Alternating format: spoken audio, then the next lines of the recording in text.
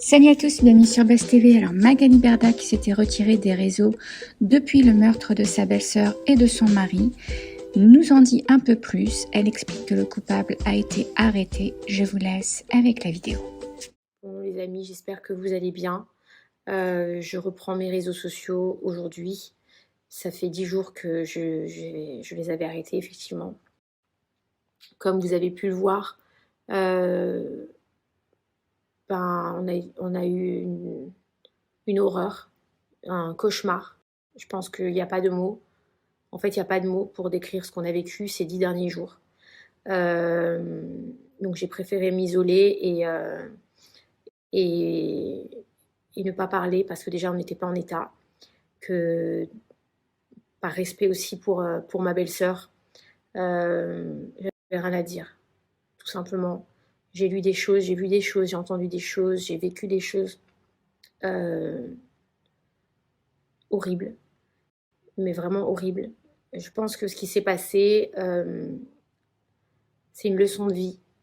C'est comme ça qu'on essaie de le voir. C'est une leçon de vie. Expliquer pourquoi on voit ça comme une leçon de vie. On essaye du moins parce que pour tenir debout avec ce qui vient de se passer, eh bien, il faut essayer de réfléchir et essayer d'avancer.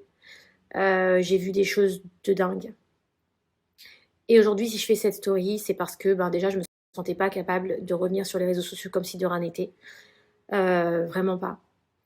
Et parce que j'ai envie de rétablir aussi certaines vérités. On en a parlé en famille. Et il y a des choses qui peuvent pas se passer. Il y a des choses qui peuvent pas être dites. Il y a des choses qui peuvent pas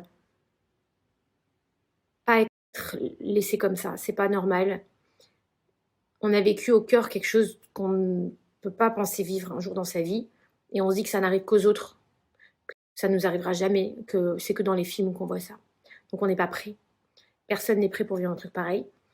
Et on découvre l'humain. On découvre l'humain. On découvre aussi des procédures. On découvre comment on doit gérer face à une situation comme ça. Comment on est traité. Comment sont gérées les familles des victimes de meurtres. De meurtres, vraiment. C'est une horreur. C'est une horreur. J'ai la chance aujourd'hui d'avoir des réseaux sociaux qui sont relativement forts. Et mes réseaux sociaux, aujourd'hui, je vais m'en servir vraiment au nom de toute ma famille pour crier, en fait. Pour crier. Elle était en pleine fleur de l'âge. Elle s'occupait de ses parents. C'était le pilier de cette maison où elle vivait avec ses parents et ses filles. Donc c'est un drame pour elle, c'est un drame pour ses filles, c'est un drame pour ses parents, c'est un drame pour ses frères, ses cousins, ses cousines, nous, sa famille, parce qu'on ne comprend pas, parce qu'il n'y a pas d'explication. Et quand on l'a su, mon nom a été cité partout, son image a été salie, sa mémoire a été salie, parce que la première chose que je voudrais rétablir déjà, c'est parce que c'est trop grave. C'est trop grave parce que ma belle-sœur, comme vous le savez, puisque ça a été mis partout, partout, a été assassinée sauvagement avec son conjoint, sauvagement. Et ma belle-sœur avait 3 filles. Déjà, ça a été un choc. Les conditions de son meurtre ont été un enfer, un véritable enfer. Ces filles, je pense, qui sont extrêmement courageuses, mais vraiment courageuses, ont vécu quelque chose de terrible. Le lendemain, c'est parti partout dans la presse. 24 heures après, mon nom a été sur tous les articles qui ont été faits. Ils ont parlé de drogue, ils ont parlé de mariage blanc. Mais tout est faux. Tout est faux. Il s'avère que le présumé, je vais dire présumé parce que c'est la loi, mais on s'est compris, a été incarcéré. Et c'était son voisin. On n'a pas encore les raisons, mais c'était son voisin. C'était pas des règlements de compte, c'était pas des drogues, c'était pas des trucs comme ça. Ma belle-sœur, c'était une maman qui vivait avec ses filles, qui travaillait pour ses filles et ses parents, qui n'avait aucun problème avec de la drogue, qui n'a jamais pris de drogue et qui n'avait pas de réseau, de trucs de blanc, je sais pas quoi. C'est n'importe quoi. Vu que tout le monde s'est empressé de parler de choses comme ça parce que c'est plus vendeur, parce que ça fait plus cliquer, parce que tout le monde m'a appelé en me disant mais ta belle-sœur, elle faisait ça, elle avait des problèmes. On en oubliait presque ce qui venait de se passer, c'est-à-dire que les gens ont oublié les conditions de son meurtre et me parlaient que de ça. Alors que même nous, en vrai de vrai, on s'est dit mais est-ce qu'il y avait quelque chose qu'on savait pas? Peut-être que on sait pas, peut-être qu'on savait pas. Et même nous, on a douté, on s'est dit mais qu'est-ce que c'est? Et on a oublié ce qui venait de se passer et on cherchait la raison de savoir mais qu'est-ce que c'est derrière? Et en fait, c'était son voisin. C'était pas ça. Tout ça, c'était du fake. C'était pour être plus vendeur, pour plus. Je sais pas pourquoi. Je sais pas pourquoi les gens. Pourquoi salir l'image d'une maman comme ça? Ça, c'est la première chose qui nous a vraiment fait du mal. C'est important pour nous de le dire parce que pour sa mémoire et pour ses filles qui sont là et ses parents qui ont lu tout ça, c'est important de rétablir la vérité. C'était faux. Voilà. Ensuite, ça va être un peu long, mais c'est important pour nous. Pour, en fait, tous les jours de la semaine, on attendait des nouvelles informations. On a demandé, on nous a dit on peut pas vous dire parce que c'est une enquête de flagrance. Ça s'appelle comme ça. J'ai appris plein de mots. Et ça, on peut pas vous dire, on peut pas vous dire. Je comprends. Je le comprends. Mais alors pourquoi la presse est au courant? Pourquoi la presse était au courant qu'il y avait quelqu'un qui avait été arrêté pour son meurtre et que nous, on n'était pas au courant? Pourquoi alors dans ces cas-là, on nous dit on n'a pas le droit de vous le dire pour pas pourrir l'enquête, ce qui est normal? Mais pourquoi la presse est au courant? Et pourquoi nous, on la prend dans la presse? Et en fait, c'est vrai. Je vous le dis, ça fait flipper parce qu'on se retrouve au milieu d'une histoire où on se dit mais qu'est-ce qui se passe? C'est un film, c'est un cauchemar, on va se réveiller, c'est pas ça. Il y a pas personne ne s'est mouillé pour faire un démenti. Alors ils ont arrêté le voisin. Bon, maintenant on peut pas dire tant qu'il n'est pas jugé, on doit dire présumé innocent. Donc je vais dire présumé innocent. Même si j'ai envie de l'insulter, de lui dire gros bâtard. Et encore, c'est un mot très gentil. En tout cas, dans ce genre de situation, l'être humain se révèle et l'être humain ressort, en fait. Il y a des gens qui sont ressortis et qu'on n'oubliera jamais ce qu'ils ont pu faire pour nous. Jamais, jamais, jamais. Et il y en a d'autres, on n'oubliera jamais non plus. De la folie et de la barbarie humaine. Et c'est tout ce qu'il y a à retenir des conditions de son décès. Et ça aurait pu arriver à n'importe qui. Et encore une fois, vraiment, pour terminer, faites attention à vos proches. Ne vous disputez pas pour rien. Ma belle-mère, elle était angoissée. Bref, tout ça pour vous dire que ma belle-sœur s'est faite assassiner gratuitement. Et que malheureusement, elle laisse aujourd'hui 3 jeunes filles. 3 filles. Et dont on va s'occuper bien évidemment. Bien évidemment. Et que son image, elle a été salie par de la presse de merde. Donc je voulais déjà rétablir ça. Ensuite, je voulais dénoncer vraiment cette communication à la presse pendant les enquêtes, alors que la famille n'a pas le droit de savoir ce qui s'est passé. Je comprends pas. Je comprends pas. Et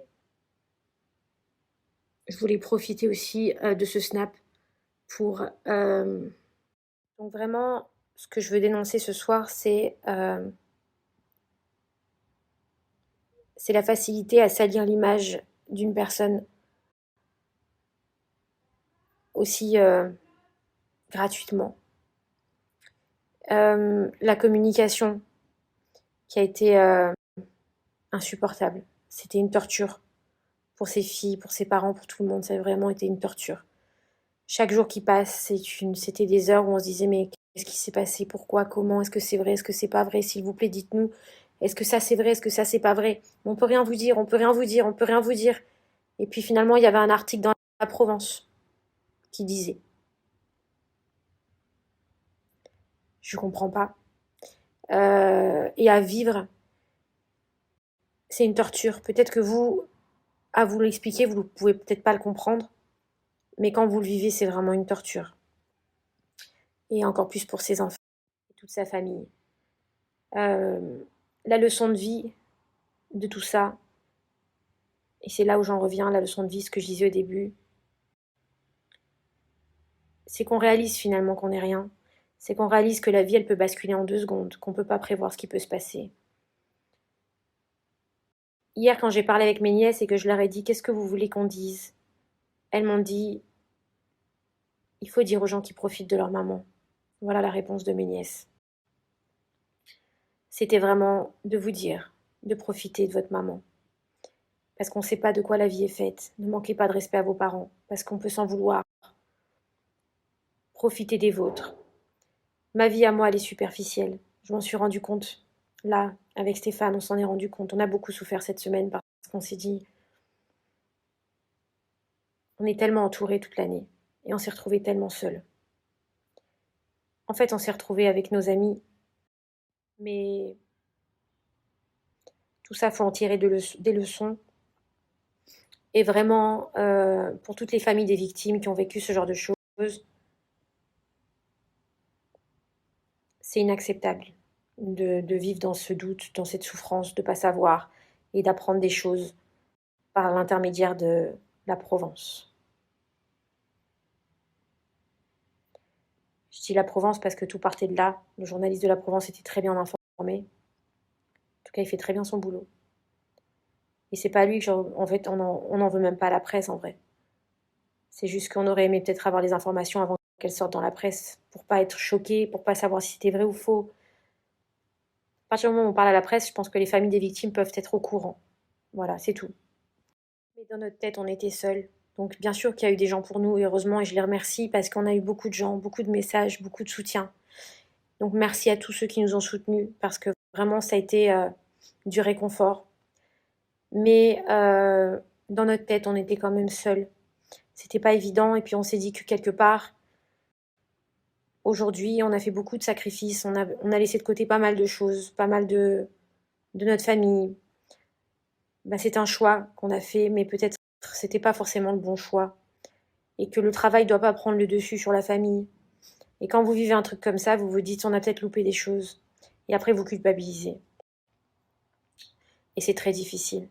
Parce que nous, on vit tout le temps dehors, on vit tout le temps en vadrouille. Et grâce à ça, on a une belle vie, on va pas se mentir. Mais quand les gens sont plus là après, on se dit mais il reste quoi de tout ça? Donc c'est une leçon de vie. Ça fait réfléchir. Je voulais aussi vraiment, et c'est très important pour nous de remercier Maître Anouk Aragonès et Maître Pierre Bruno, qui sont les avocats de notre dossier, de ce dossier. Et, et merci parce que vraiment ils ont été les piliers de ma semaine, parce que ils nous ont soutenus, aidés, parlé, conseillés, conduits. Mais merci 1000 fois, parce que sans eux, je pense que ça n'aurait pas été la même chose cette semaine.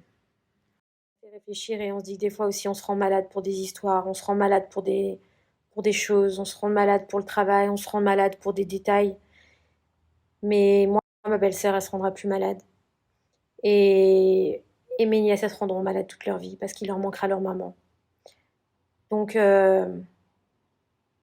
finalement, il faut relativiser beaucoup de choses. Beaucoup, beaucoup de choses dans la vie. Il faut essayer d'en profiter chaque instant. Et je sais que ça fait très cliché ce que je dis, mais je vous assure que quand vous vivez ça une semaine et que vous voyez cette détresse aussi soudainement et aussi violemment, vous vous dites merde, vraiment merde. Et donc voilà, donc on va changer aussi notre façon de vivre aujourd'hui. On va changer plein de choses. Et, et on va essayer de faire attention beaucoup plus à nos proches, d'être beaucoup plus en famille. Et c'est triste parce qu'on se dit qu'il faut ça pour comprendre peut-être. Donc, merci à vous tous pour vos messages de soutien. Maintenant, on va mener un autre combat. On va voir la vie différemment. Et on va avancer différemment. Et avec Stéphane, on est plus soudés que jamais. Vraiment. Et avec notre famille aussi. Et Stéphane, c'est un ange. Vraiment, c'est quelqu'un d'extraordinaire. Et, et sa famille, enfin bref, je sais pas.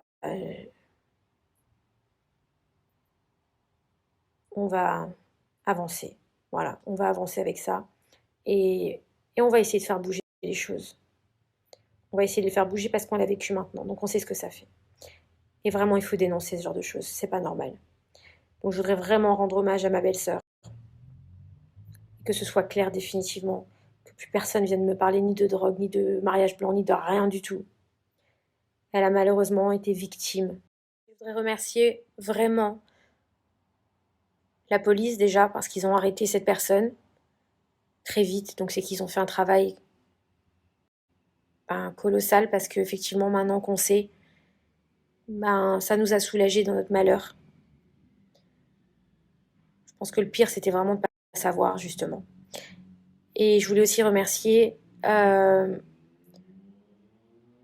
consistoire israélite de Marseille qui nous ont aidés à tout organiser et à gérer la situation. Le grand rabbin de Marseille qui a été extraordinaire et qui a su trouver les mots lors de l'enterrement de ma belle-sœur pour essayer d'apporter un tout petit peu de réconfort. Mais en soi, c'était impossible d'apporter du réconfort. Il a été extraordinaire, vraiment. À nos amis qui se sont déplacés, qui sont venus nous voir, qui nous ont appelés tous les jours, même de l'étranger, certains qui nous ont appelés, qui nous ont fait des messages chaque jour. J'ai quand même la chance d'avoir des gens autour de moi qui nous aiment vraiment, qui nous l'ont prouvé. Et c'est dans ces moments-là qu'on se rend compte que les gens vous aiment vraiment pour ce que vous êtes, ou si vous aiment que pour ce que vous pouvez apporter. Et on a quand même des gens qui nous aiment. Donc merci à eux, je vais pas les citer parce que j'ai pas envie de faire des polémiques et vraiment c'est pas le moment. Et puis ceux qui ont été absents et qui ont été inexistants, eh bien j'ai juste envie de leur dire qu'ils peuvent effacer notre numéro de téléphone et qu'on n'a pas besoin d'eux. Voilà. Et on a eu des bonnes surprises. On a eu des mauvaises surprises. On a vraiment eu des mauvaises surprises, mais maintenant on sait. Et grâce à ça, au moins on sait. Voilà. Donc je vais reprendre mes réseaux sociaux maintenant. Je vais avancer différemment. On va avancer parce qu'on est ensemble. Donc on va avancer et on va continuer